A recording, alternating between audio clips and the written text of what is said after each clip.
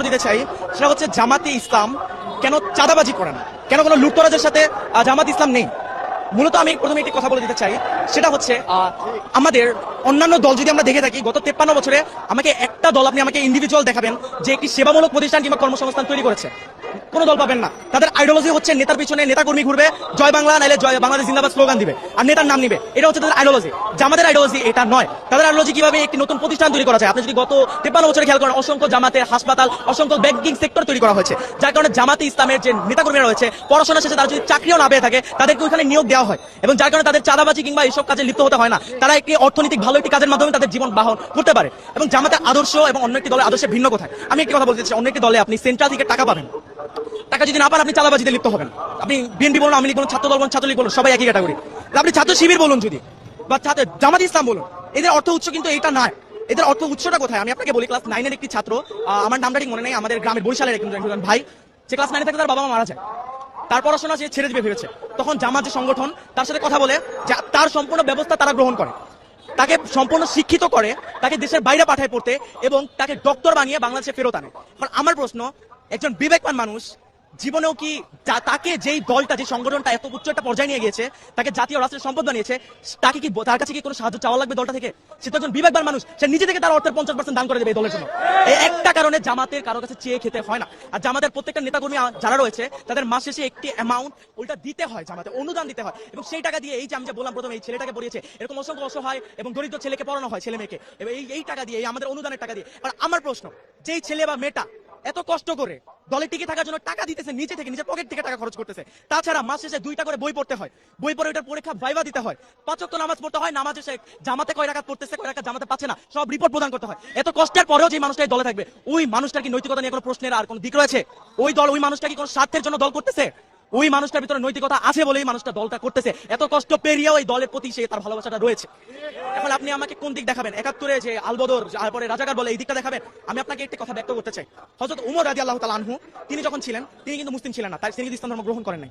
পরবর্তীতে মহানবী সাল্লাল্লাহু আলাইহি ওয়াসাল্লাম আল্লাহ তাআলার কাছে নিচে চায় যে তৎকালীন আরবের যে কোনো বড় দুই নেতার একজনকে আল্লাহ আমার করে দাও, এবং মহানবী সাল্লাল্লাহু আলাইহি ওয়াসাল্লামের যে কোরআন সে তিলাওয়াত শুনে সে কিন্তু মুসলিম হয়েছে। এখন কি আপনি তার পাস্টের সাথে তার প্রেজেন্ট তুলনা করবেন?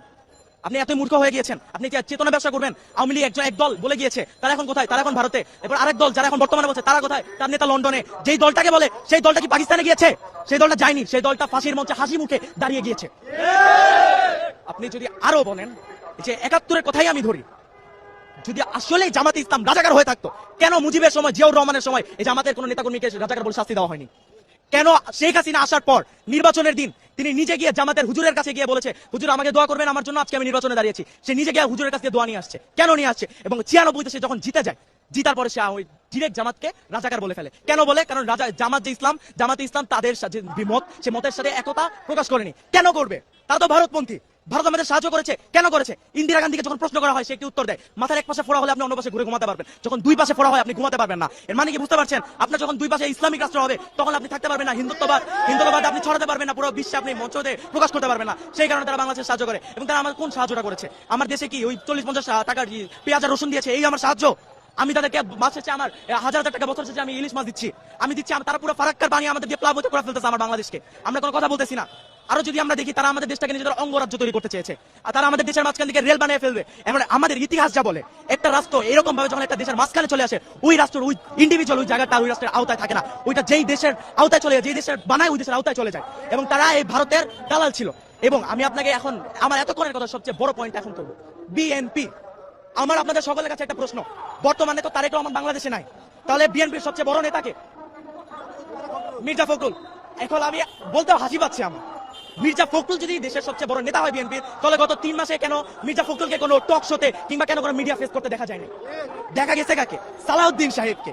এখন আপনারা যারা পলিটিক্সের ভিতরে আছেন বা থাকেন তারা জানেন, গত 10 বছর সালাউদ্দিন সাহেবকে ভারতে বিলাসবহুল ভাবে 3 স্টার প্লাস রিসর্টে রাখা হয়েছে, তাকে সম্পূর্ণ সুযোগ সুবিধা দেওয়া হয়েছে, তাকে সেটিং করা হয়েছে ভারতীয় দালাল প্রথায়। তাই সে হচ্ছে, আমি নিজের মুখে বলবো, আমি জানি না আমি এটা বলার আমি বাঁচবো কিনা, আমি আমি আমি আল্লাহর আইনে, আল্লাহর জমিনে দাঁড়ায় বলবো, বিএনপি হচ্ছে ভারতের দালাল, ভারতের দালাল, ভারতের দালাল।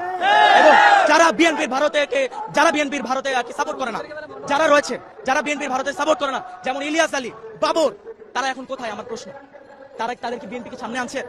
কেন আনছে না? কারণ বিএনপি তাদেরকে আনতে দিবে না। তারা ভারতপন্থী না, তারা ভারতের বিরোধী, এবং ভারত আর বিএনপিটা চায় না। তারা এখন এক হয়ে গিয়েছে, দুই সাপের এক বিষ, আওয়ামী লীগ আর ধানের শীষ। সর্বপ্রথম আমি একটি কথা ব্যক্ত করতে চাই, একটি সমাবেশ অসংখ্য মানুষের একটি জোটের একটা স্থান। এখন আমরা যখন একসাথে এতগুলো মানুষ একসাথে জড়ো হই, কারো না কারোর সাথে গায়ে টাচছি, জিনিসটা ফিজিক্যালি এই জিনিসটা হবে। আমার ইসলাম কি বলে একটি নারীর শরীর স্পর্শ করতে? আমার ইসলাম কিন্তু বলে না। কিন্তু আপনি যদি ইরানের ব্যাপারটি দেখেন, ইরান একটি ইসলামিক রাষ্ট্র, ইসলামিক শাসন প্রতিষ্ঠা হয়েছে তাদের দেশে। তাদের দেশে কি নারীরা উন্নত না? তাদের দেশে নারীরা চাকরি বাকরি করছে না?